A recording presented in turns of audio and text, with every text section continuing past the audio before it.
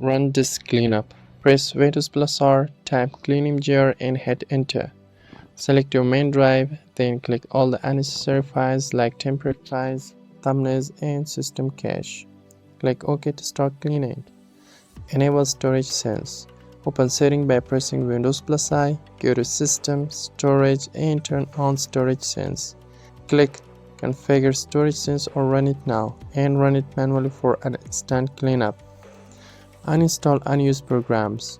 Press Windows plus R, type upres.cpl and press enter. Reviews the list of installed programs and uninstall the ones you no longer use. Delete temporary files manually. Press Windows plus R, type temp and delete all files in that folder. Skip any files that are in use.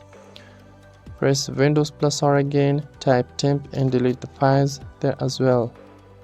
Next, open the prefetch folder by typing prefetch in the run dialog and delete its content too.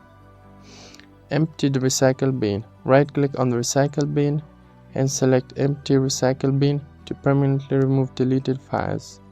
Search for large files.